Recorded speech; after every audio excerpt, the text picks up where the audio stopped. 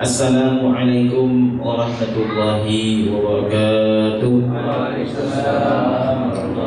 Alhamdulillah wassalatu wassalamu ala Rasulillah sayyidina wa maulana Muhammad ibn Abdillah wa ala alihi wa sahbihi wa man tabi'ahu ila yaumil qiyamah. Amma ba'du, qala rabbi shrah li sadri wa yassir li amri wahlul 'uqdatam min lisani yafqahu qawli. Hadratul Mukarram wal Muhtaram, para asatidz, wabil khusus Khadimul Majlis Al-Hijrah Al-Ustadz Haji Ahmad Arif Bahruddin, mata'anallahu fi tuli hayati wa nafa'ana bihi bi'ulumi, amin ya Allah ya Rabbal Alamin. Kemudian para asatidz, ada guru kita Ustadz Nasrullah, para asatidz yang lainnya yang tidak dapat saya sebutkan. Kemudian guru kita juga Ustadz Haji Ahmad Fariduddin dan Kiai Ridha Abdul Fattah, yang insyaallah nanti akan sama-sama kita dengarkan kajian dari guru kita semuanya. Kita doakan guru-guru kita, mudah-mudahan Allah Subhanahu wa taala berikan kepada mereka kesehatan, sehat dan afiat. Alhamdulillah, puji serta syukur marilah sama-sama kita haturkan kehadirat Ilahi Rabbi atas segala nikmat karunia yang pada saat ini sama-sama kita rasakan. Salawat dan salam marilah sama-sama kita limpahkan kepada baginda Nabi besar kita Nabi Muhammad sallallahu alaihi wasallam. Para jemaah yang mudah-mudahan dirahmati oleh Allah Subhanahu wa taala. Untuk mengawali ta'lim kita pada malam hari ini, mari sama-sama kita membaca surah Al-Fatihah. Mudah-mudahan ta'lim kita pada malam hari ini diberikan kelancaran oleh Allah Subhanahu wa taala, memberikan keberkahan untuk kita dan untuk majlis kita. Dan mudah-mudahan apa yang disampaikan oleh guru-guru kita dapat amalkan ke dalam kehidupan kita sehari-hari. Ala hadhihi niyyah wa kulli niyyatin salihah ila hadratin nabiyil mustafa Muhammad sallallahu alaihi wasallam. Al-Fatihah. A'udzu billahi minasy syaithanir rajim. Bismillahirrahmanirrahim. Alhamdulillahi rabbil alamin. Ar-Rahmanir Rahim, Maliki Yawmiddin. Iyyaka na'budu wa iyyaka nasta'in. Ihdinas siratal mustaqim, siratal ladzina an'amta 'alaihim ghairil maghdubi 'alaihim waladdallin. Amin. Kita buka salawat dengan baca salawat sama-sama. Bismillahirrahmanirrahim. Allahumma salli wa sallim wa barik alaihi wa ala alihi. Allahumma salli wa sallim wa zid wa anim wa an'im wa tafaddal wa barik bi jalalika wa kamalika ala zaini عبادك وأشرف عبادك أسعد العرب والعجم وإمام طيبة والحرم وترجمان بلسان القدم ومنبع العلم والحلم والحكمة والحكم أبي القاسم سيدنا وحبيبنا وشفيعنا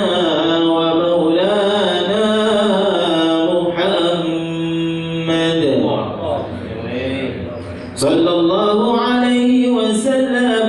زده شرفا يا رب وكرما وتعظيما ورفعة ومهابة وبرا. ورضي الله تبارك وتعالى عن ذوي الفخر العلي والقدر الجليل ساداتنا وأئمتنا وموالينا أبي بكر وعمر وعثمان وعلي وعن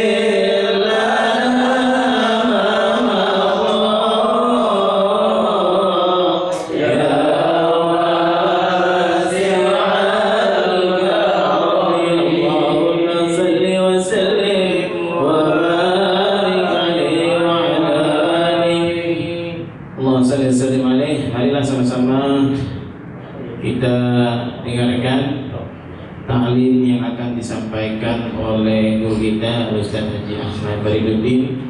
Kepada beliau alaihi wa tafadhal mashkura. Sallu ala Nabi Muhammad.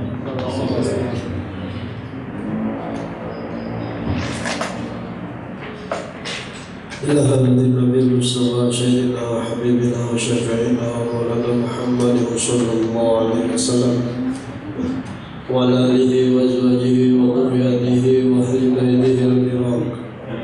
أشهد أن لا إله ولهم الفاتحة. أعوذ بالله من الشيطان الرجيم. بسم الله الرحمن الرحيم.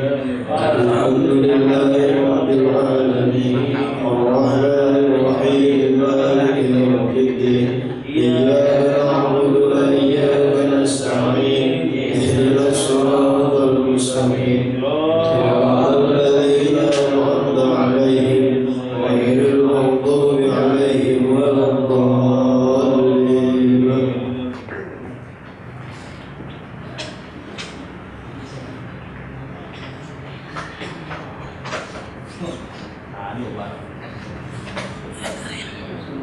وبلغ الردي الشيخ محمد النووي بن عمر المدني الشيخ لنا ولهم الفاتحة.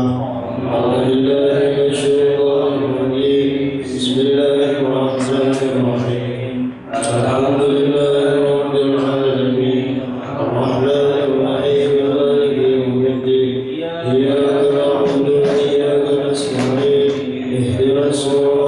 المستقيم صراط الذين أنعمت عليهم غير المغضوب عليهم ولا الضالين. أعوذ بالله من الشيطان الرجيم. بسم الله الرحمن الرحيم.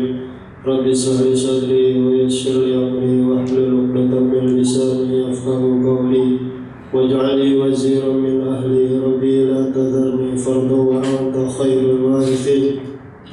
فستذكرون ما أقول لكم وأفوض أمري إلى الله إن الله بشير بالعباد. قال المؤلف رحمه الله ونفعنا بعلومه وأمدنا بأسرار علومه.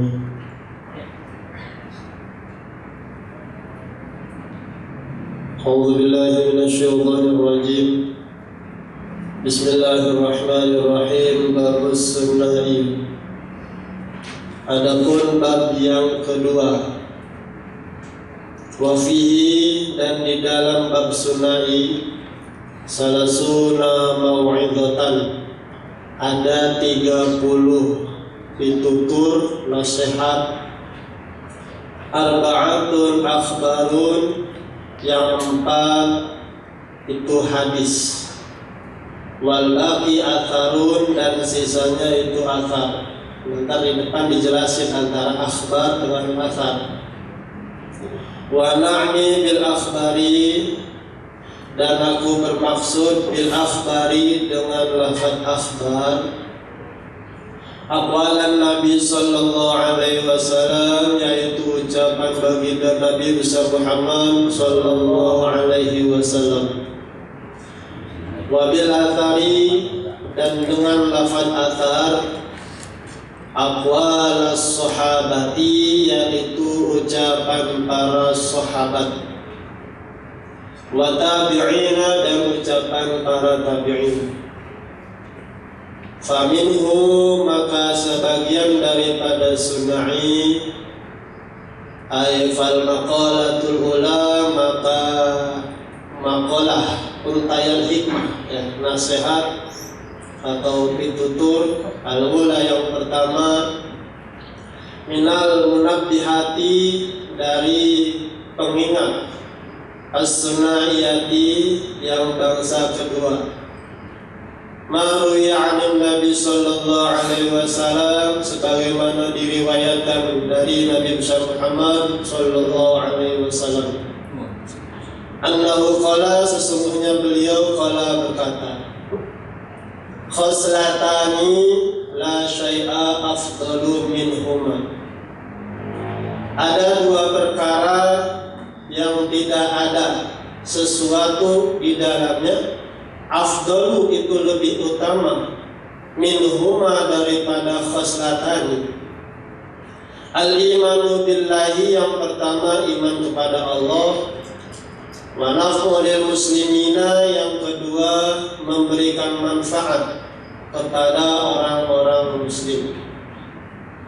Bil maqali, dengan ucapan, au bil jahi, atau dengan kekuasaan, au bil mali, atau dengan harta, au bil badani, atau dengan badan, tenaga. Qala Rasulullah sallallahu alaihi wasallam. Segitu dulu ya. Baik, pada bab inti kita sudah masuk ke dalam isi, ya, tentang daripada kitab Nasya'il Ibad. Jadi dalam kitab Nasya'il ini kita pernah bahas bahwa di dalamnya ada beberapa perkara, 2 perkara perbuatan baik, 2 perkara perbuatan buruk, 2 perkara yang bisa menetapkan iman, 2 perkara dan yang lainnya. Nanti 3 perkara, 4 perkara, sampai dengan 10 perkara. Nah, ini kita masuk inti, masih dalam 2 perkara. Wa fi salasuna mau'idatan, di dalam ini bab yang kedua itu ada 30 nasihat, 30 untayan hikmah, ya, baik itu dari mulai hadis, athar maupun yang lainnya. Arba'atu asbarun, yang 4 ini hadis, berarti kalau 30 diambil 4, 26 sisanya. Yang 4 hadis, 26 itu athar, ya. Penjelasan daripada bil akhbari, yaitu hafalan Nabi, ucapan baginda Nabi besar Muhammad sallallahu alaihi wasallam. Jadi akhbar ini dikategorikan sebagai hadis. Ada hadis, ada sunnah, ada akhbar. Nah ini sama artinya, hadis-hadis juga ya. Hadis, sunnah, akhbar. Pengertian daripada hadis yaitu ma udifu ila Nabi sallallahu alaihi wasallam min qaulin aw fi'lin aw taqririn aw wasfin, yaitu sesuatu yang disandarkan daripada baginda Rasul, baik dengan ucapannya atau perbuatannya atau takrir, persetujuan atau ketetapan, atau wasfin atau sifat. Ini hadis. Apa yang Rasulullah katakan, Rasulullah perbuatan, atau diamnya Rasul pun jadi hadis. Bergeraknya Rasul jadi hadis, tidurnya Rasul, makannya Rasul itu jadi hadis. Apapun perbuatannya, walaupun baginda diam itu hadis. Ya, karena perbuatannya pun masuk kategori hadis. Sedangkan bedanya dengan sunnah, yaitu ma'udifu ila Nabi sallallahu alaihi wasallam min qaulin aw fi'lin aw taqrir aw wasfin imma qabla rasul aw ba'da rasul. Jadi ketetapan Rasul, ucapan Rasul dari mulai Nabi, sebelum diangkat Nabi, dan sesudahnya. Bedanya itu dengan sunnah. Kalau hadis kategorinya ba'da Rasul, setelah Nabi diangkat menjadi Nabi, yaitu umur 40 tahun, itu hadis. Tapi kalau sunnah seumur hidupnya, dari mulai kecilnya sampai wafat, itu kategori sunnah. Ya kan, tapi kita dipakai di kitab sunnah, artinya hadis juga. Hadis artinya ya. Beda dengan akhbar ya. Khabar ini sama dengan kategori hadis, sama ya. Khabar ini akhbar kategorinya sama seperti hadis. Jadi ketetapan Rasul, ucapan Rasul mulai daripada Rasul diangkat menjadi nabi ya, umur 40 tahun. Tapi menurut Syekh Utsaimin mengatakan al-khabru ma udifa ila Nabi sallallahu alaihi wasallam wa ila ghairihi. Yang disebut dengan akhbar ini sesuatu yang disandarkan daripada Nabi dan dari selain Nabi. Itu menurut Syekh Utsaimin ya.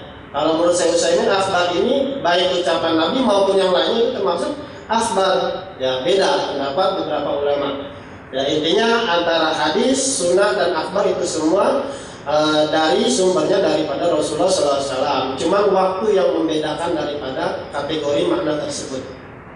Sedangkan yang disebut athar, wabil athari aqwala sahabati wa tabi'in, yaitu ucapan para sahabat dan tabi'in, itu disebut athar. Tidak bisa sahabat berkata itu disebut hadis, tidak bisa. Atau Rasul berkata disebut firman, tidak bisa. Ucapan Allah itu firman, ucapan Nabi itu hadis, ucapan sahabat tabi'in itu disebut athar, ucapan ulama disebut fatwa. Itu beda. Siapa yang mengucapkan beda pengertiannya, gitu ya. Masing-masing punya tempatnya, versinya masing-masing. Faminhu aifama qulatul ula minal muhabbidat minal munabbihati sunahiyati. Ya, yang pertama ini tentang pengingat di antara dua, sebagaimana hadis Nabi sallallahu alaihi wasallam, khoslatani la syai'a afdalu minha, dua perkara yang tidak ada bandingannya, ibadah apapun ini kalah dengan dua perkara ini, lebih utama. Ibadah apapun akan kalah dengan dua perkara ini, kata Nabi. Apa itu? Yang pertama al-imanu billah, beriman kepada Allah. Orang kalau udah punya tiket iman nih, berbuat dosa pasti ada jaminan masuk surga. Kenapa? Tiketnya dia pegang iman. Walaupun dia maksiat, walaupun dia berdosa, tapi punya iman, masih ada jaminan masuk surga. Sebaliknya, amalnya banyak, bangun masjid di mana-mana, sodako anak yatim banyak, pondok pesantren banyak, cuma dia nggak beriman, nggak ada jaminan dia masuk surga. Tiket yang mahal itu iman, ya kan? Karena itu paling fondasi paling utama yaitu iman. Yang kedua, wa naf'ul muslimin, bermanfaat kepada orang muslim. Khairun nas anfa'ul linnas, sebaik-baik manusia mereka yang bisa bermanfaat untuk orang lain. Tingkat kesuksesan bukanlah mereka yang banyak hartanya. tingkat kesuksesan bukanlah mereka yang banyak uangnya, tapi tingkat kesuksesan apabila ia mampu meringankan beban orang lain, itu tingkat kesuksesan. Ketika ia mampu menolong saudaranya, itu yang disebut orang sukses. Walaupun banyak hartanya banyak, tapi pelit sama saudara, pelit sama tetangga, bukan disebut sukses, ya kan? Jadi ini walaupun kita nggak punya apa-apa, tapi kita masih bisa membantu orang lain, bisa memberikan solusi orang lain, bisa memberikan tenaga kita pada orang lain, itu termasuk orang yang sukses. Ya, bil maqali, walaupun dengan ucapan. Contoh, Ustaz Kiai, dia punya ilmu, dia bersedekah dengan ilmunya, dia bersedekah dengan ucapannya. Mudah-mudahan ucapannya bermanfaat untuk orang lain, gitu ya. Yang kedua, wa bil jahi, yaitu orang-orang yang punya kekuasaan. RT, RW segala macam, lurah, camat, mereka punya kekuasaan. Ketika kekuasaan itu digunakan sebaik-baiknya untuk mensejahterakan rakyatnya, itu berarti pangkatnya bisa memberikan manfaat bagi orang lain. Tidak mempersulit masyarakatnya, tidak mempersulit warganya. Kalau sekarang ada ucapan, kalau ada yang sulit kenapa cari yang mudah? Kan terbalik sekarang lah kan gitu. Ya kan, mempersulit sekarang, bikin SIM dipersulit, bikin KTP khusus segala macam gitu. Itu tandanya dia punya pangkat, punya jabatan, tidak bermanfaat untuk orang lain. Padahal dia ada di atas, ya karena ada yang bawah. Gak mungkin ada yang bawah dia ada di atas kan gitu. Dia ada suara, butuh suara dari bawah gitu. Genteng bisa di atas karena apa? Karena ada tiang yang di bawah yang menyangganya gitu ya. Gak mungkin berdiri dengan sendirinya. Aubil mali, yang ketiga, orang-orang kaya bisa bermanfaat hartanya ketika ia tasyarufkan hartanya di jalan Allah. Dia nggak bisa memberikan omongan yang baik, dia nggak punya pangkat yang tinggi, tapi ia punya harta, gunain hartanya untuk manfaat orang lain, gitu, dengan cara sodako, dengan cara infak, dengan cara zakat dan lain sebagainya. Yang terakhir, aubil badani, dengan tenaga. Ustaz, saya nggak ada, saya nggak bisa ngomong. Lulusan saya cuma SD doang, jabatan juga lamar RT gak terima-terima, harta juga masih ngontrak aja. Gimana saya punya tenaga? Gunain tenaga untuk kebutuhan orang lain. Ada yang bangunan kita tolong, ada bangun masjid, saya ngecor, itu namanya dimanfaatkan tenaganya. Walaupun dia tidak punya apa-apa, pergunain manfaat dengan tenaga. Jadi itu semua Allah ciptakan manusia, tidak ada yang mubazir, tidak ada Allah menciptakan makhluk yang sia-sia.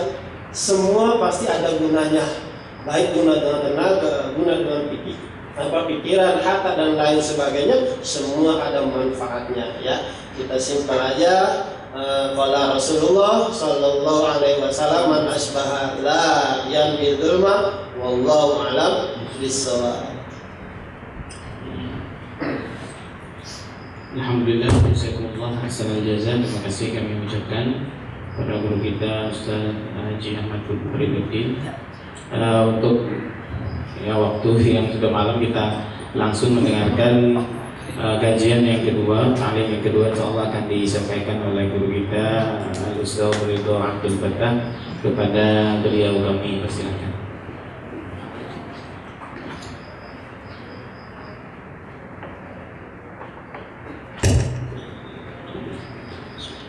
Assalamualaikum warahmatullahi wabarakatuh. Alhamdulillah, wassalatu wassalamu ala sayyidina wa maulana Rasulillah wa ala alihi wa ashabihi wa man tabi'ahu wa nasarahu wa walah, amma ba'dah. Fanawai'na ta'allum wa ta'lim wa tadhakkur wa tadhkir wa nafa' wal intifa' wal ifadah wal istifadah wal hatha ala tamassuk bi kitabillah wa sunnati rasulih sallallahu alaihi wa alihi wa sallam, wa da'wah ilal huda wa dalalah alal khair ibtigha mardatillahi wa qurbihi wa thawabih. Subhanaka la ilma lana illa ma 'allamtana innaka antal alimul hakim, wa la hawla wa la quwwata illa billahil aliyyil azim. Allahumma inna na'udzubika min ilmin la yanfa', min qalbin la yakhsha', min batnin la yashba', wa min du'ain la yustajabu laha bi rahmatika ya arhamar rahimin. Hadratul Mukarram yang sama-sama kita muliakan, guru kita Ustaz Haji Fariduddin nafa'anallahu bih, yang sama-sama kita muliakan Musahibul Majlis wa khadimuh, guru kita Ustaz Haji Arif beserta keluarga, hafizahumullah ta'ala ra'ahum. Akhi fillah Ustaz Ahmad Mukhtasar, para asatidz sekalian, para jamaah yang mudah-mudahan kita semua senantiasa dalam naungan kasih sayang Allah Subhanahu wa taala. Faqala al-musannif rahimahullahu taala wa nafa'ana bihi wa bi ulumihi wa bi ulumi sa'iris shalihin wa radhiyallahu anhum wa anna bihim ila an qala muqaddimatun fi fawaida tata'allaqu bi khutabil kutubi wa fi fadilatil ilmi wa fil ijtihadi wal ifta'i wat taqlidi. Muqaddimah yang membahas tentang faedah-faedah yang berkaitan dengan prolog-prolog setiap kitab atau khutbah-khutbah setiap kitab, dan juga pembahasan tentang keutamaan ilmu, pembahasan tentang masalah ijtihad, pembahasan tentang masalah ifta, dan pembahasan tentang masalah taklid. Faidatun ata lafdzul rabbi lima'anin nadhamaha ba'duhum.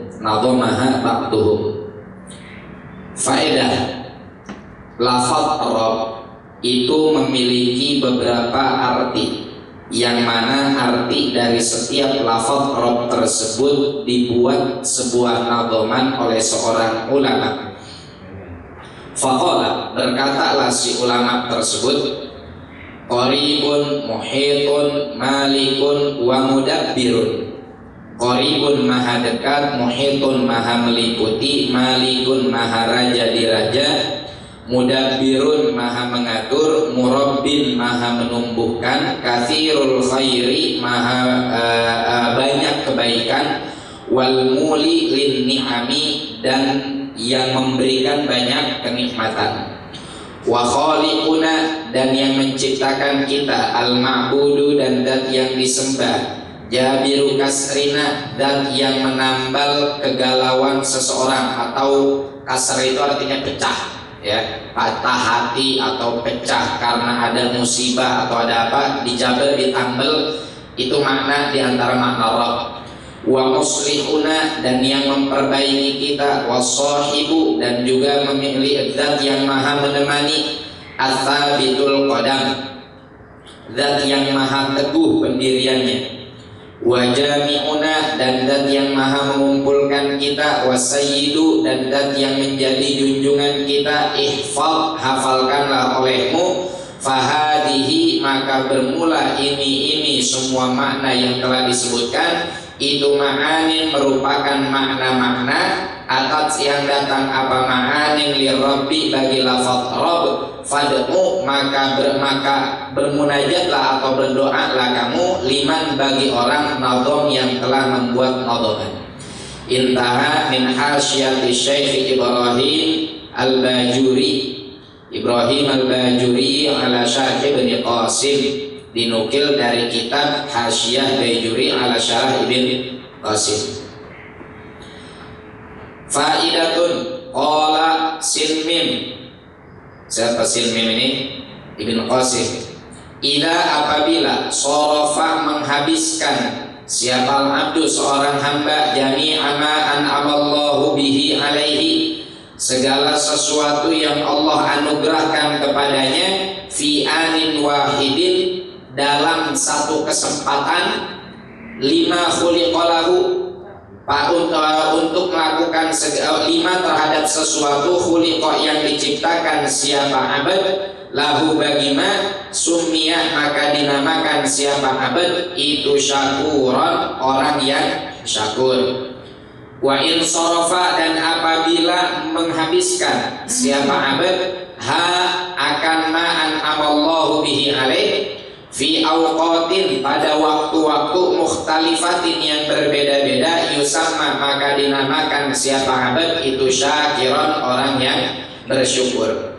Qala, berkata siapa Ain Shin Ali Shibro Malisi, namanya Ali Shibro Malisi.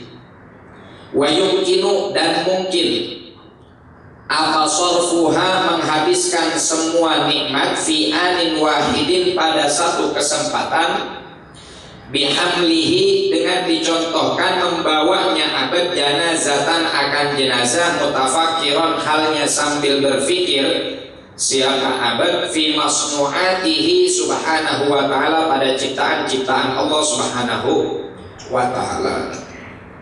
Para jamaah sekalian yang dimuliakan oleh Allah subhanahu wa ta'ala, alhamdulillah meskipun hujannya gerimis-gerimis, enaknya kita di rumah ngekepin bantal pintu, iya pintu dan apa-apa pintu ya, sambil makan indomie pakai telur, Masya Allah. Tapi alhamdulillah kita malam hari ini mau ngelangkahin kaki kita untuk datang ke majelis ilmu.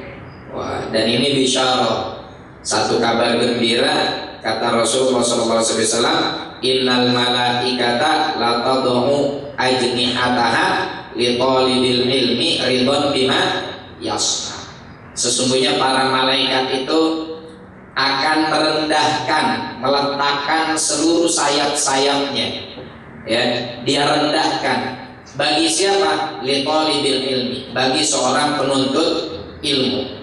Ridwan bima yasna, yang mana perbuatan malaikat tersebut merupakan ekspresi keridhaan dia terhadap apa yang dilakukan oleh seorang penuntut ilmu, ya. Dan bahkan para malaikat pun beristighfar kepada Allah Subhanahu wa ta'ala kepada penuntut ilmu, termasuk hatal hitani fil bahr, termasuk hitan jamak dari hut, ikan paus yang ada di dalam lautan, itu ikut beristighfar, ikut mendoakan bagi orang yang menuntut ilmu, bagi orang yang ngaji. Dan ini sulit sekali melangkahkan kaki malam-malam, gerimisnya kayak begini, mendingan hujan deras sekalian 10 menit berhenti masih mau kita ngaji. Kalau geretek-geretek begini mah kan lumayan juga, ya kan? Apalagi kalau rada jauh, ya lama-lama bakal basah juga. Tapi Masya Allah, alhamdulillah Allah berikan kita taufik dan inayah untuk datang ke sini. Mudah-mudahan ini jadi satu amal baik yang Allah terima dan keberkahannya bisa meliputi seluruh orang-orang muslim yang ada di sekitar kita. Para jamaah sekalian yang dimuliakan oleh Allah Subhanahu wa ta'ala, mohon maaf minggu lalu saya berhalangan hadir karena satu dan lain hal. Alhamdulillah hari ini bisa kembali melangkahkan kaki ke sini. Cuma sepertinya taklim kita malam hari ini juga nggak lama. Bukan karena hujan ini, ya. Saya ada takziah di sebelum Parung Koren. Ya, Pondok Bahar, ya, di daerah situ. Salah seorang ahlul hikmah di pesantren bagian Dandanin Sanyok meninggalnya kemarin hari Minggu.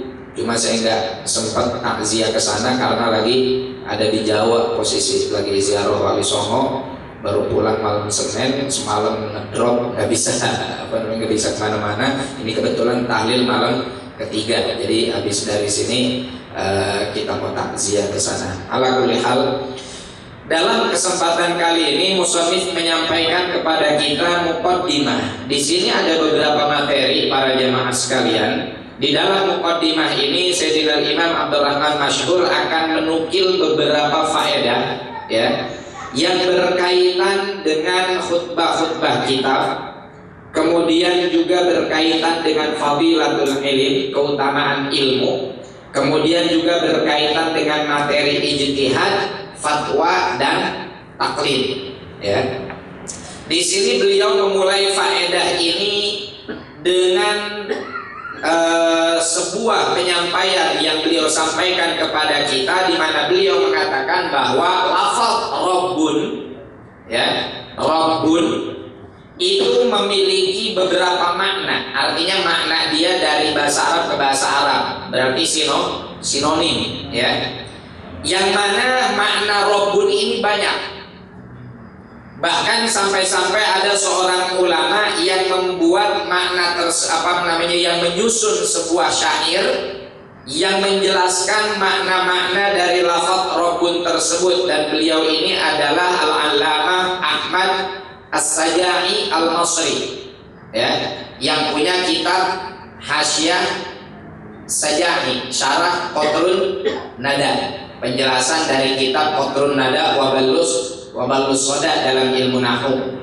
Nah, ini Al-Imam Sajai menyusun sebuah syair, kata beliau, makna Rabbun itu yang pertama qaribun, zat yang maha dekat. Ya, jadi Rabbun itu makna yang pertamanya adalah zat yang maha dekat. Dan Allah Subhanahu wa taala nyatakan kepada kita di dalam Al-Qur'an, wa huwa aqrabu ilaihi min hablil warid. Allah lebih dekat kepada setiap manusia, bahkan lebih dekat daripada urat nadinya manusia itu sendiri. Makanya ada satu kisah, ya, ini berkaitan jawaban antara seorang ahlu sunnah akidah Asy'ariyah dengan orang-orang mujassimah atau musyabbihah yang zaman sekarang. Kalau kita lihat dari buku-bukunya itu banyak di kitab-kitabnya orang-orang Wahabi, di mana mereka mengatakan Allah itu duduk di atas arsy. Berdalilkan apa? Innallaha 'alal arsyis tawa. Terus sebelum adanya arsy makhluk bukan? Makhluk. Kalau arsy makhluk berarti sebelum adanya arsy Allah ada di mana? Berdiri gitu. Enggak punya tempat duduk apa bagaimana? Nah, ini kan satu pemahaman yang keliru, ya. Satu pemahaman yang bahkan bisa membawa kepada kekufuran. Ya, karena kalau kita sudah menyamakan Allah Subhanahu wa taala, kalau kita maknai Allah duduk di atas arsy, di atas singgasana, itu artinya kita telah mensifati Allah dengan sifat makhluk. Dalam hal apa? Ihtiyajuhu li ghairihi. Kalau makhluk iya butuh tempat duduk.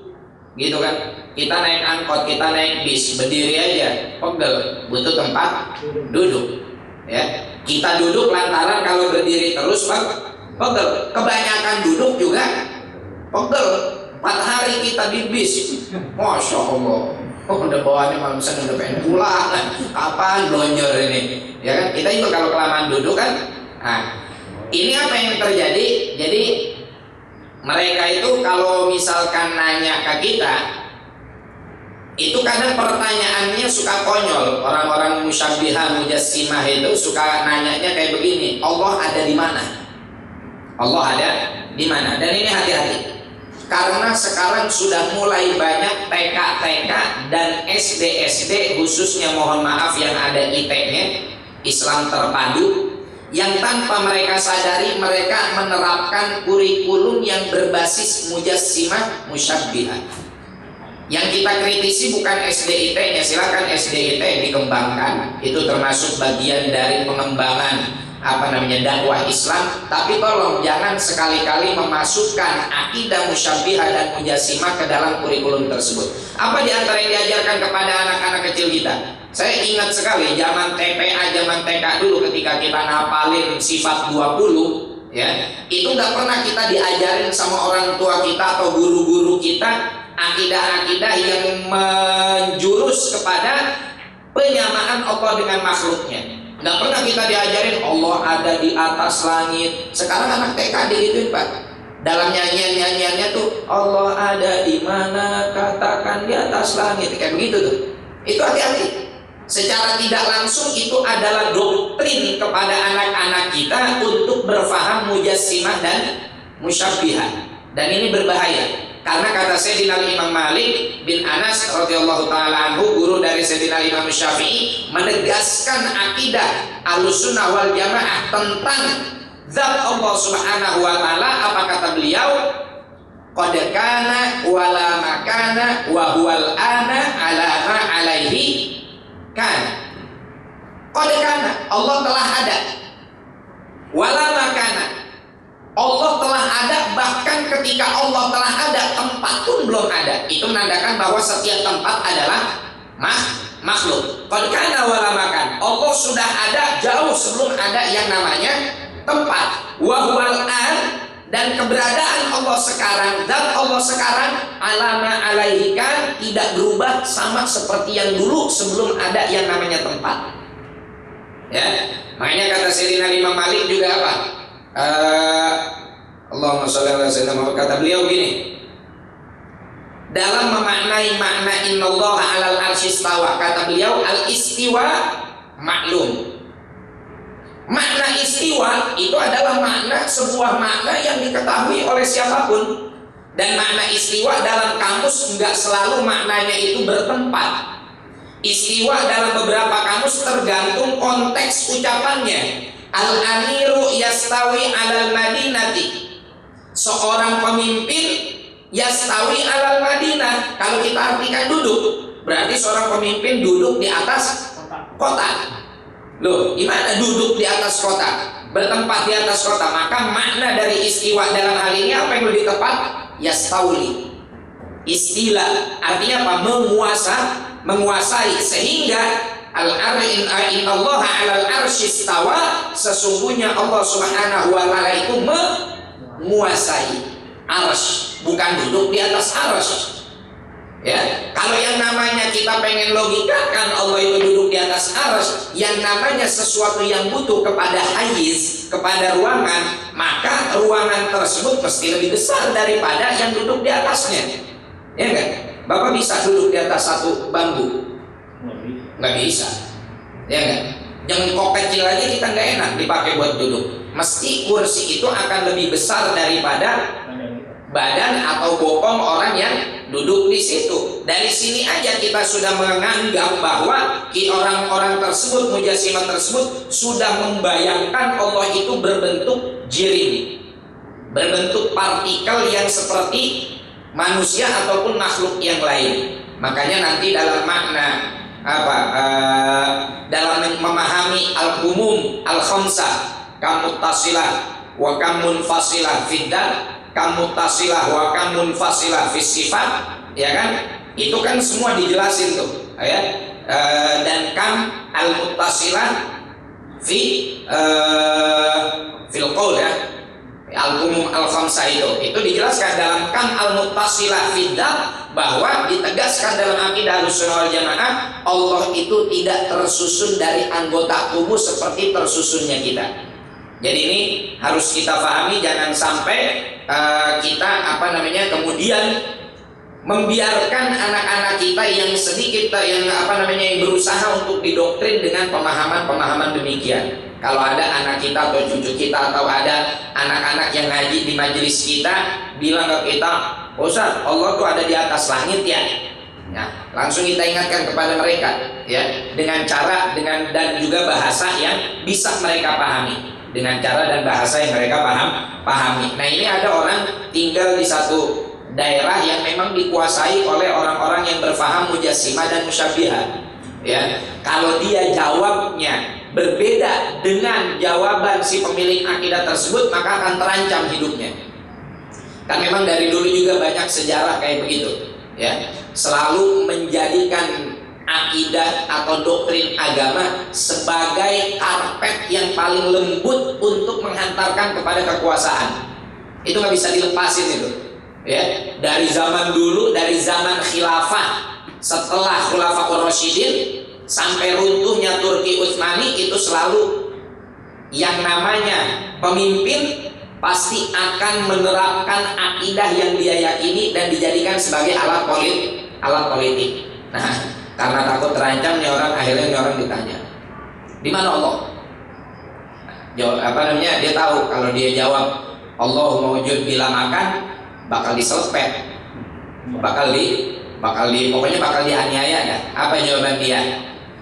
Jawaban dia bahwa firman Allah Subhanahu wa taala, wa huwa aqrabu ilaihi min hablil warid. Ya. Allah Subhanahu wa taala lebih dekat daripada urat nadi kita. Karena bawanya ayat Al-Qur'an langsung dimanggut-manggutin, ya. Itu merupakan salah satu arti dari firman Allah Subhanahu di antara makna Rabb yang dijelaskan oleh Allah dalam Al-Qur'an, wa huwa aqrabu ilaihi min hablil warid. Kemudian juga maknanya muhit, yang maha meliputi, ya. Kemudian juga maknanya malik, dan ini banyak di dalam Al-Qur'an ayat-ayat yang menyertakan redaksi atau mufradat muhitun, ya. Malikun, malik yaumiddin, mudabbirun, yang maha mengatur. Allah Subhanahu wa taala lah yang maha mengatur alam semesta ini.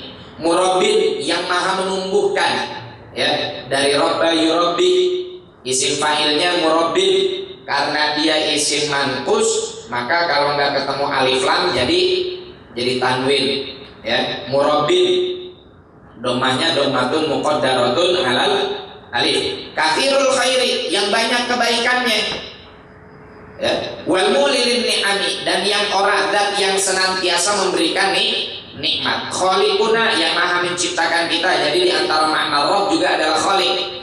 Al-ma'bud, zat yang wajib disembah. Jadiru kasrina, yang maha menambal setiap keretakan dalam diri kita, baik itu baik yang sifatnya abstraktif ataupun yang tidak, ya.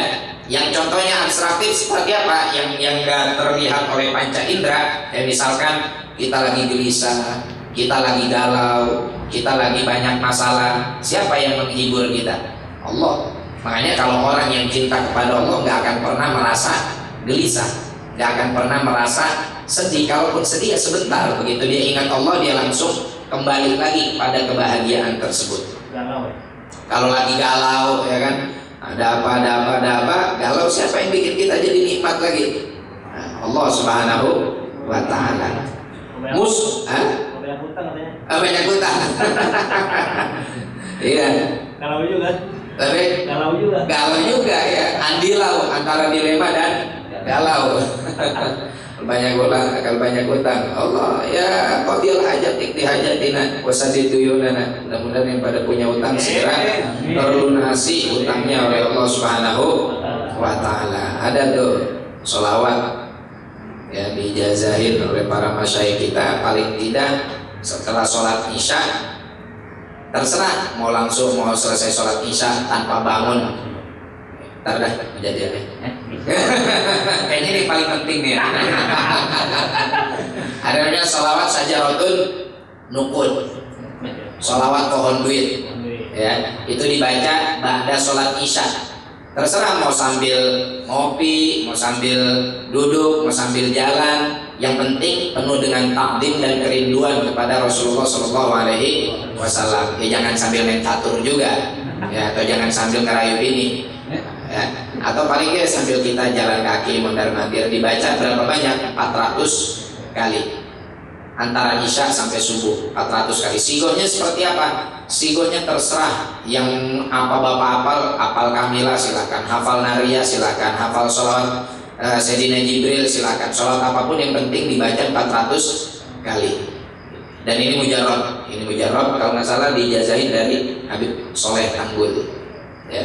Sholawat sajaratun nuqud, pohon duit.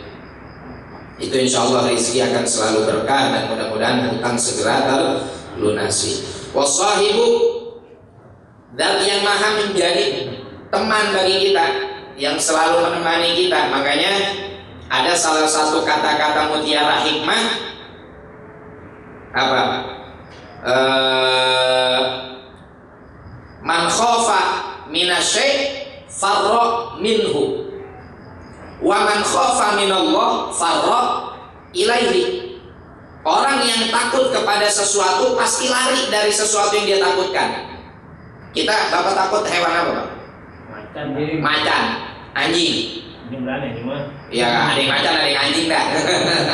Yang takut macan misalkan, begitu ketemu macan nyamperin apa kabur? Kabur. Yang takut anjing ketemu anjing nyamperin apa kabur? Kabur. Kalau yang takut mah, iya enggak? Yang takut ondel-ondel, kan ada tuh anak kecil takut ondel-ondel. Begitu ketemu ondel-ondel disamperin pasti kabur ketemu emaknya. Pasti dia kabur. Apapun yang kita takuti mesti kita lari dari sesuatu yang kita takuti. Tapi beda kalau takut kepada Allah. Justru malah kita lari kepada Allah. Makanya bahasa Al-Quran apa? Fafirru ilallah. Fafirru ilallah. Ya. Larilah kita, kaburlah kita menuju siapa? Menuju kepada Allah Subhanahu wa Ta'ala. Dan ketika kita telah takut atau ngerasa ketika kita merasa orang-orang itu atau yang ada di sekitar kita itu menakut-nakuti kita, atau bahkan yang ada di sekitar kita bikin gelisah kita, bikin kita gak enak, justru pada saat itulah pintu untuk kita tenang kepada Allah Subhanahu wa Ta'ala telah terbuka. Kata Sayyidina Ibnu Athaillah apa? mata istauhashta minal khalqi fa'lam annallaha qad fatahalaka babal unsi bihi. Kapan kamu merasa gelisah kepada makhluk, maka ketahuilah bahwasanya pada saat itu Allah telah membukakanmu pintu apa? Pintu ketenangan kepada Zat-Nya. Wa jami'una, dan yang maha mengumpulkan kita di padang mahsyar nanti kita akan dikumpulkan oleh Allah. Wasayyidu, yang maha memimpin kita. Ihfad, apalin nih semuanya. Fahadihi ma'anin, ini adalah makna-makna Rabb. Atat lirrabbi fad'u liman nadham. Ya, maka doakanlah kepada orang yang telah membuat nadhaman ini. Siapa? Sayyidina Ahmad As-Saja'i yang telah membuat nadhaman ini. Tapi ini Sayyidina Imam Abdurrahman Masyhur menukil dari Hasyiah Baijuri. Faidah, kata Imam Ibnu Qasim, kalau seseorang itu dalam satu waktu dia gunakan seluruh anggota tubuhnya atau nikmat yang dia punya dipakai untuk ketaatan kepada Allah, untuk ibadah kepada Allah, maka hamba tersebut digelari dengan gelar syakur. Ya, pakai sighah mubalaghah. Tapi kalau dia gunakan di waktu-waktu yang terpisah nikmat tersebut, maka gelarnya adalah syakir. Nah, hipotesanya kayak apa? Gambarannya seperti apa? Ilustrasinya kayak bagaimana? Dalam satu waktu semua yang dia miliki itu digunakan untuk taat kepada Allah. Salah satu gambarannya, kata Imam Ali Shibr Malisi, kata beliau, contohnya adalah seperti orang yang sedang menanduk jenazah sambil dia tafakur. Nah, ya, sambil dia tafakur. Di sini ada ibarahnya yang sempurna, ada redaksinya yang sempurna, dikutip dari dari Tuhfah. Apa kata Imam Shibr Malisi? Nadhiran lima baina yadayhi. Jadi ketika dia membawa keranda jenazah, ketika dia menandu jenazah atau dia mengiringi jenazah, dia sambil melihat apa yang ada di hadapan dia. Apa yang ada di hadapan dia yaitu mayit. Kemudian supaya apa? Li'alla yazilla bil mayyit, jangan sampai supaya dia tergelincir membawa mayit tersebut, masyan birijlaihi ilal qabri, sambil berjalan dengan kedua kakinya ke kuburan. Ya. Jadi sambil kita bawa mayit, sambil berhati-hati jangan sampai kepleset. Tapi apalagi yang terpenting adalah syaghilan lisanahu bidzikri. Dia sibukkan lisan dia dengan zikir. Nah, ini yang rada beda di kampung kita. Kita kadang di kampung kita kalau bawa jenazah sambil cekakak cekikik, bahkan masuk ke taman pemakaman aja lupa ngucapin salam, ya enggak? Tapi kalau ngerokok nggak lupa kita, ya kan?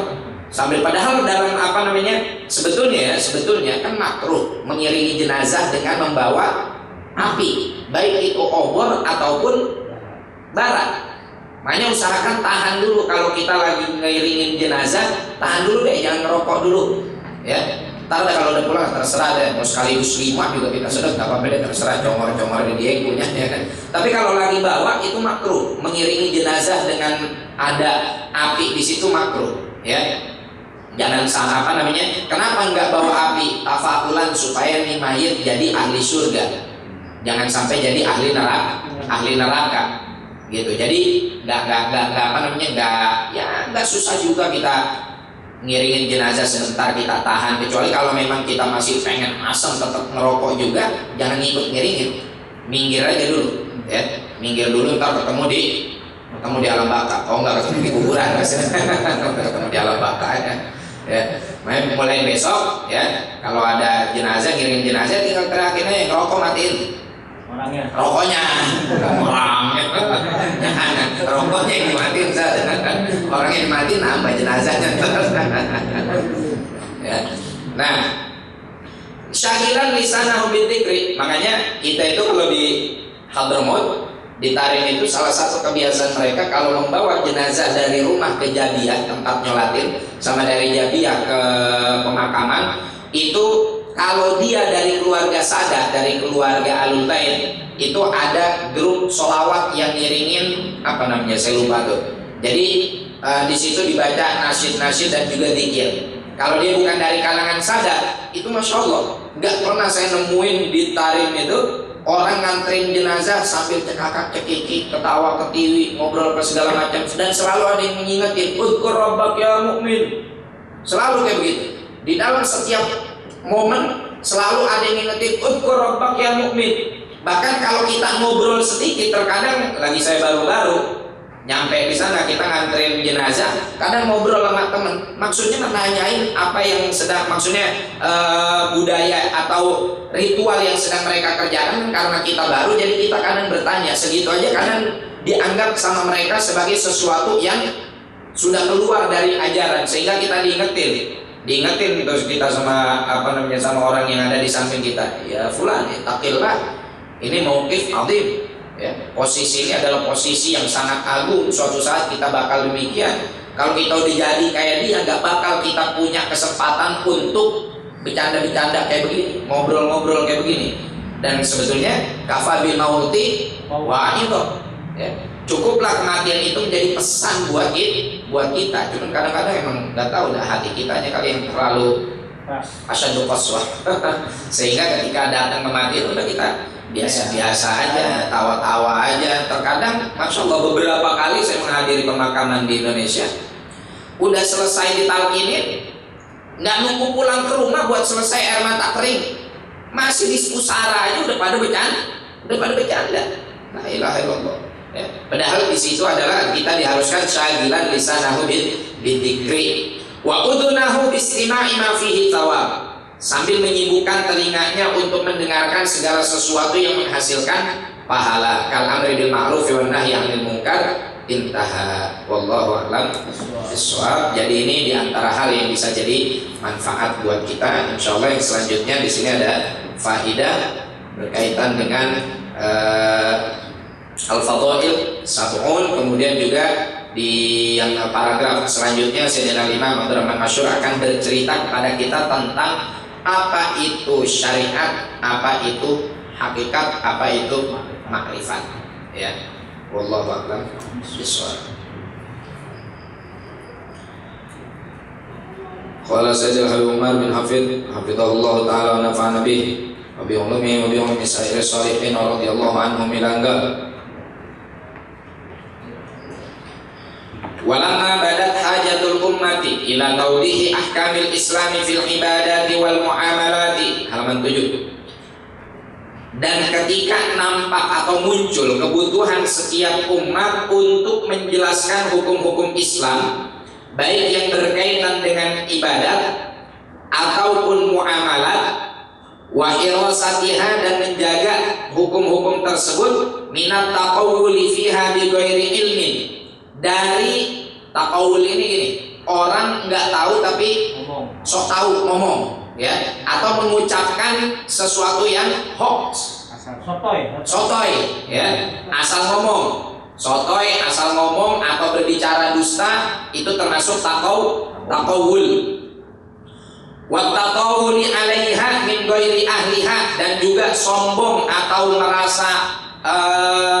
merasa sok bisa terhadap hukum-hukum syariat min ghairi ahliha, dari selain pakarnya, wa bayani kaifiyat istinbatiha li ahliha, dan ketika muncul kebutuhan untuk menjelaskan cara-cara mengistinbatkan hukum-hukum Islam dari para pakarnya, ya, wa dhawabiti wa qawaid istikhrajiha, dan juga kriteria-kriteria dan kaidah-kaidah dalam mengistikhrajkan hukumnya, menghasilkan hukumnya, min asliha, dari dasarnya. Abrazallahu fil qarni tsani wa tsalits man yaqumu bidzalikal wajibil 'azimi 'alal wajhil amsal. Allah Subhanahu wa taala nampakkan orang-orang di setiap abad tersebut, baik pada abad kedua, pada abad ketiga, orang-orang yang memang melaksanakan kebutuhan umat tadi, berperan untuk menjadi orang-orang yang melaksanakan yang dibutuhkan umat tadi, itu dinampakkan oleh Allah Subhanahu wa taala. Ya, makanya dalam satu hadis kata Rasulullah sallallahu alaihi wasallam, likulli qarnin min ummati man yujaddidu amra diniha. Setiap satu abad itu ada orang yang posisinya menjadi mujaddid. pembaharu setiap per 100 tahun lagi, per 100 tahun sekali. Ala khilaf, apakah Qur'an di sini artinya benar-benar 100 tahun bil adad, benar-benar jumlahnya memang 100 tahun, atau dihitung dari akhir sahabi wafat atau akhir tabi'i wafat atau bagaimana, tapi yang rajih ya per 100 tahun sekali bil adad ya. Tapi ala kulli hal enggak pernah kosong umat ini dari sosok pembaharu. Dan pembaharu di sini bukan pembawa bid'ah, tapi orang yang menyegarkan kembali dan meletakkan kembali dasar-dasar fondasi dalam setiap ajaran yang ada di dalam agama Islam sesuai dengan apa yang telah dituntunkan oleh Rasulullah SAW, dengan juga mengakomodasi kebutuhan zaman. Nah, ini pada abad kedua dan abad ketiga itu memang terkenalnya kalau dalam ilmu tarikh tasyri' disebut dengan ahdud dhahab, masa keemasan. Karena disinilah ilmu-ilmu Islam mulai banyak berkembang, ya, terutama fikih, ya, dengan munculnya al-a'immah al-arba'ah dan juga para imam-imam yang telah sampai kepada derajat mujtahid madhab, ya, ataupun imam-imam yang lain juga yang sampai kepada derajat mujtahid mutlak selain imam yang 4.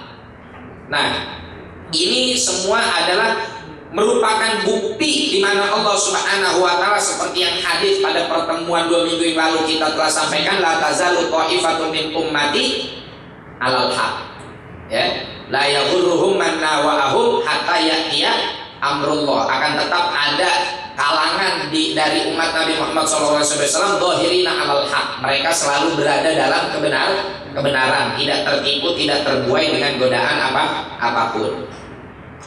Nah, walamma tasa'amrik adul Islam, dan ketika panji-panji keislaman semakin meluas, waqtalatul muslimuna bi tawaifah min ahli syarqi wal gharbi, dan ketika orang-orang Islam bercampur baur dengan penduduk-penduduk dari barat, dari timur, karena Islam semakin luas dengan penaklukan tersebut, wa dhaharat ahwa'un muttaba'ah ihtajatil ummatu ila man yahfadhu 'alaiha.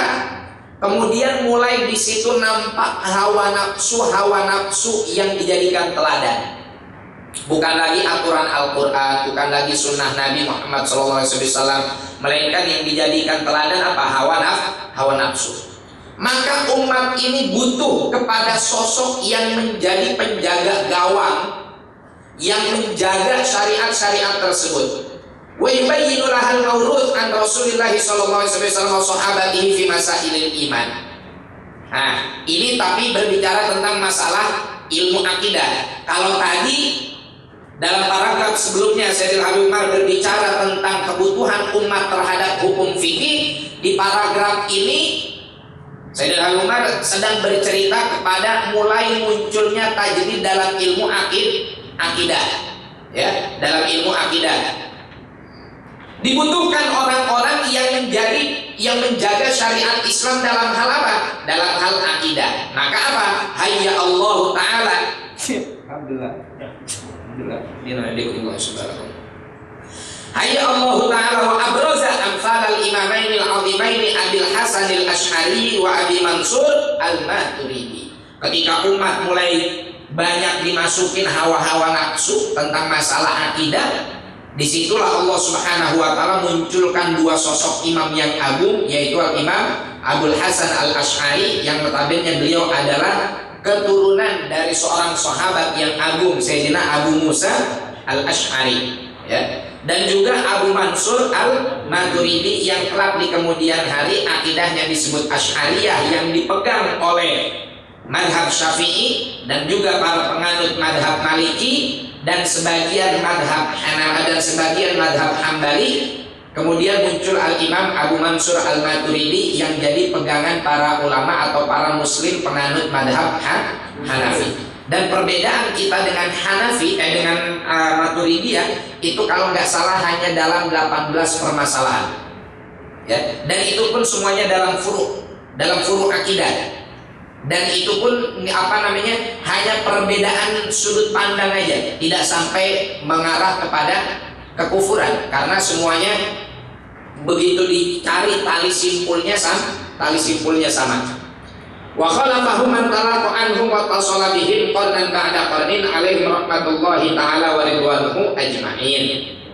Oke, tadi sudah ada contoh kebutuhan umat terhadap ilmu fikih, muncullah imam madhab yang 4, juga imam lain seperti al-imam al-Auza'i, al-imam Daud al-Dhahiri, dan al-imam Sufyan al-Thawri. Itu juga merupakan imam-imam yang sampai kepada derajat mujtahid mutlak. Hanya saja madhab mereka nggak hidup sampai saat ini karena nggak ada yang meriwayatkan, ya, nggak ada yang membukukan, nggak ada yang mentahrir, sehingga ya udah mati begitu aja.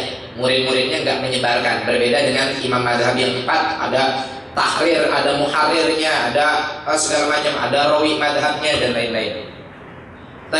Nah sekarang ada lagi permasalahan. Tadi masalah dalam fikih, kemudian muncul lagi masalah umat dalam masalah akidah. Ada Khawarij, ada Syiah, ada Musyabbihah, ada Mujassimah, ada Qadariyah, ada Jabariyah, kemudian ada Qaramithah dan lain-lain. Muncullah punggawa atau orang yang menjadi pembaharu dalam akidah Ahlussunnah wal Jamaah. Nah sekarang ada lagi masalah dalam fikih batin. Wa kana mimman adharallahu ta'ala wa 'azama bihi an-naf'a lil ummah fi akhir al-qarn al-khamis al-hijri wa awwal as-sadisi hujjatul islami Abu Hamid Muhammad bin Muhammad bin Ahmad al-Ghazali Al-Qusi a'lallahu darajatih.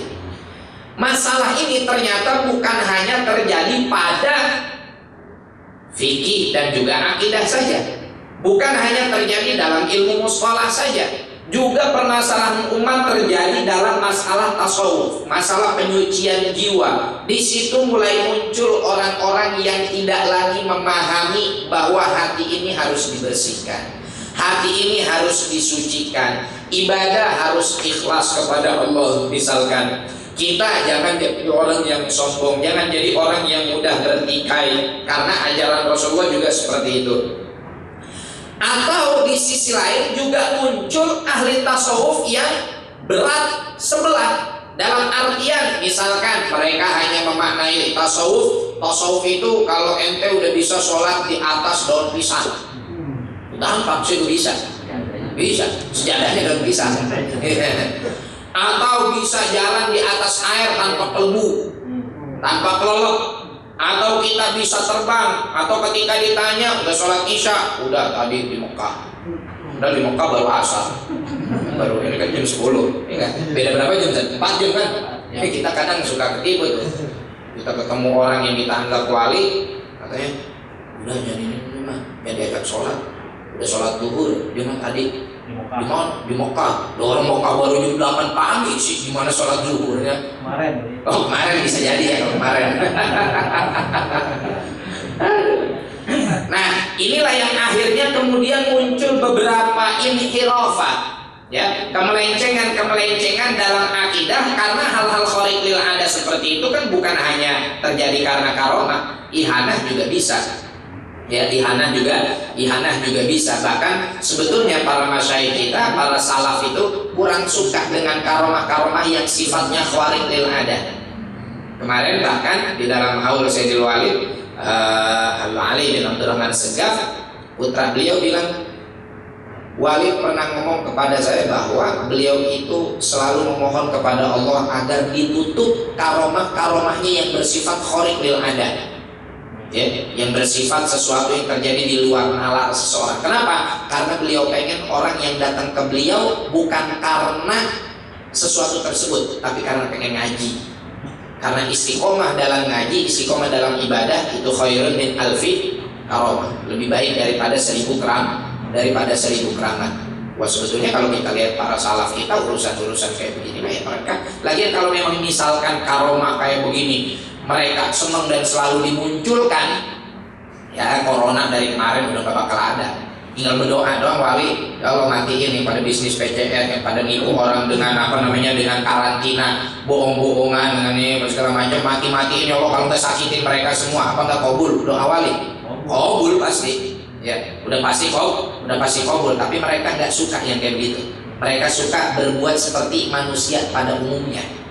dalam iqamatul asbab ya. Makanya dulu ketika salah satu orang yang berperan besar di Darul Mustafa itu diculik, itu para masyayikh kita nggak menggunakan hal-hal yang waduh kita wiridin ayo nih supaya yang yang nyulik ini ditimpa musibah, yuk kita baca tarmihim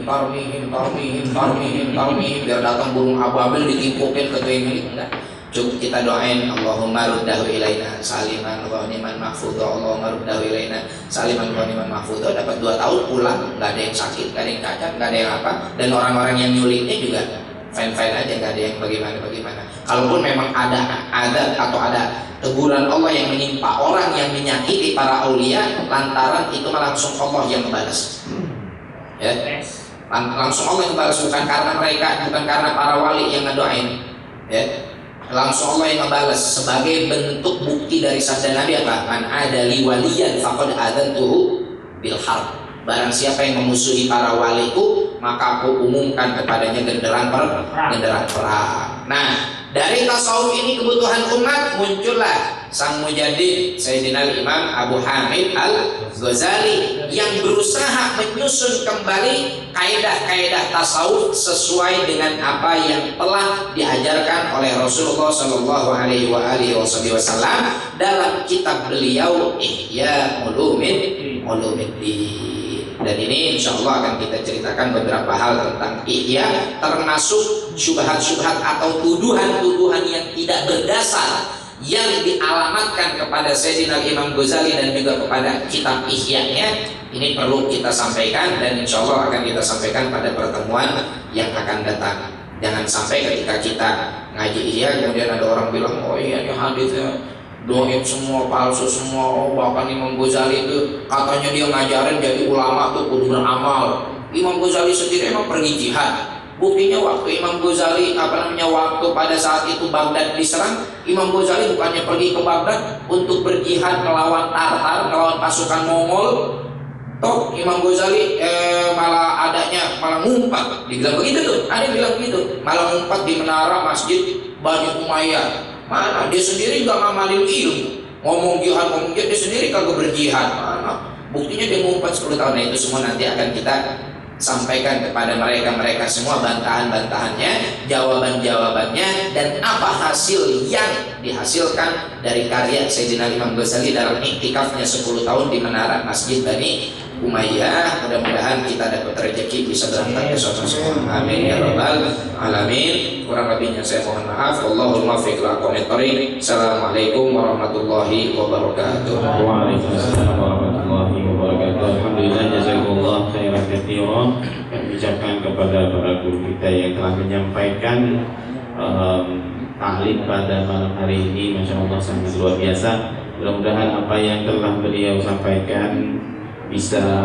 kita amalkan, masuk ke dalam hati kita ya, dan menambah keimanan kita kepada Allah Subhanahu wa Ta'ala. Mungkin ada pertanyaan, 1 atau 2 pertanyaan, silakan. Itu saya Ustaz. Oh iya, sudah. Saya tadi itu yang sebelumnya yang apa tuh namanya Dodi. Kirain Jody. Sejauh Dodi itu kapan kamu merasa gelisah kepada makhluk? Maksudnya Allah telah membuka pintu ketenangan. Itu satu ungkapan Sayyidina Imam Ibnu Athaillah, redaksinya gini, mata istauhashta minal khalqi, ketika kita artikan ketika kamu merasa gelisah kepada makhluk, ketahuilah sebetulnya itu kunci yang sudah Allah berikan agar kamu merasa tenangnya itu seharusnya dengan Allah. Antum kecewa nih, misalkan ada bisnis atau udah nikah belum? Udah. Misalkan dulu lagi belum nikah misalkan, ya kan? Melamar, ditolak, gelisah. Padahal dia yang kita harapkan, nggak sampai cinta kita. Akhirnya kita gelisah, galau, ngerasa jengah, malas kita ketemu dia. Itu kesempatan bagi kita untuk mendekatkan diri kepada Allah. Taqarruban ilallah. Jangan sampai kita justru ketika udah dapat momen dan kesempatan tersebut kita nggak gunakan untuk mendekatkan diri kepada Allah. Jadi ketika kita jengah ketemu orang, itu sebetulnya kunci bagi kita bahwa kita tuh lagi dikasih kesempatan untuk bisa mendekat dengan Allah Subhanahu wa Ta'ala. Juga jangan salah memaknai, ya. Jangan sampai makna hikam ini kemudian ditafsirkan, waduh berarti kalau gitu kalau saya lagi putus cinta saya wirid. Kalau udah ketemu lagi cintanya wiridnya saya tinggal, bukan begitu. Ya, bukan begitu. Makanya ada konsep tambahannya. Kalau udah tenang, dekat dengan Allah, apa konsep selanjutnya? Kun kainan bainan. Apa itu kainan bainan? Kun kainan ma Allah, bainan anin nas. Kun kainan indal khalqi, bainan anhu. Jadilah kamu berada di tengah-tengah manusia, tapi seakan-akan kamu nggak ada di tengah-tengah manusia. Maksudnya gimana? Oke, saya ada di tengah masyarakat. Ngaji saya hadir. Kemudian walimahnya saya hadir, masyarakat kerja bakti saya ikut, tapi hati saya tetap tertautnya dengan Allah. Dan ini adalah hakikatut tasawuf. Bisa dipahami? Allah a'lam. Baik, terima kasih Ustaz. Ada yang lain mungkin satu lagi? Kalau nggak ada kita tutup. Ya, Rin. Ini mau tanya katanya. Sebenarnya saya mau nanya nih, ada 100 pertanyaan. Masya Allah. Karena waktu ya. Iya. 2 tahun aja dah. Penimbusan Dicicil. Oke, mungkin sudah selesai Pak. Insyaallah minggu depan kita ketemu lagi. Ya. Oh iya, bagi yang belum ada kitabnya ini Qobasul Nurul Mubin sudah ada, kita sudah cetak. Karena memang ini agak susah di pasar. Ya, jadi kita langsung ke percetakan ini. Mungkin yang minat nanti langsung ke Pak Jarif aja ya. Ada beberapa masih kita banyak gitu. Oke, alhamdulillah para hadirin jamaah yang dirahmati Allah, marilah sama-sama kita tutup ta'lim kita pada Assalamualaikum warahmatullahi wabarakatuh. Para jamaah yang ada di sini, wabil khusus Kiai Ridho minta doanya Kiai yang untuk ipar yang lagi sedang bukan disimulkan ya.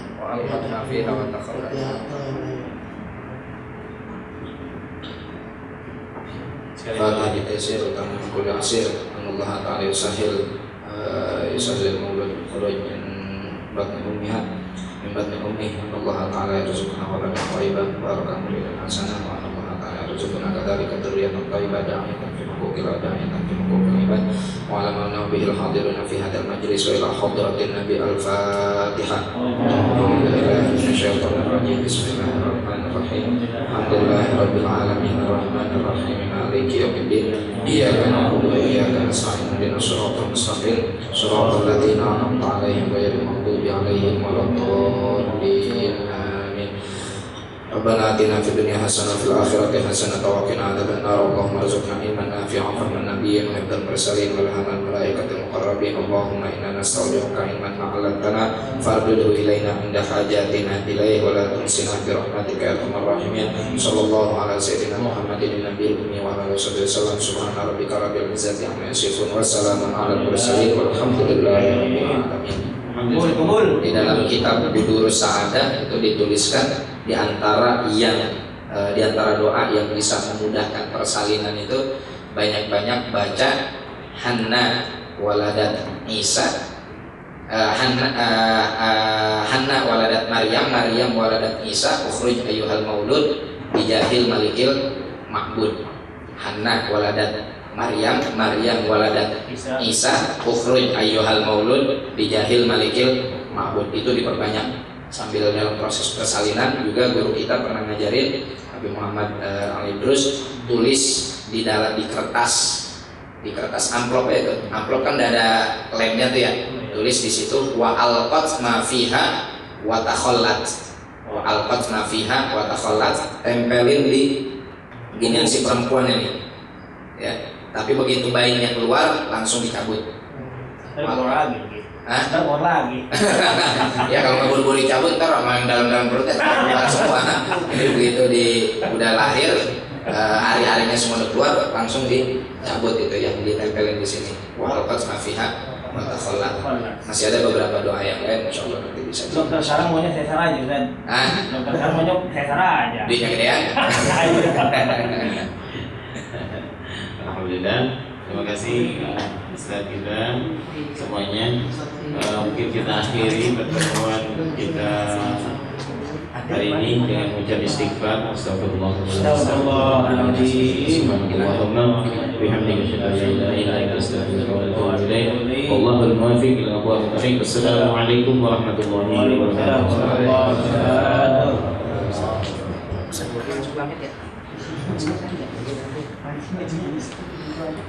Mana tadi? Iya,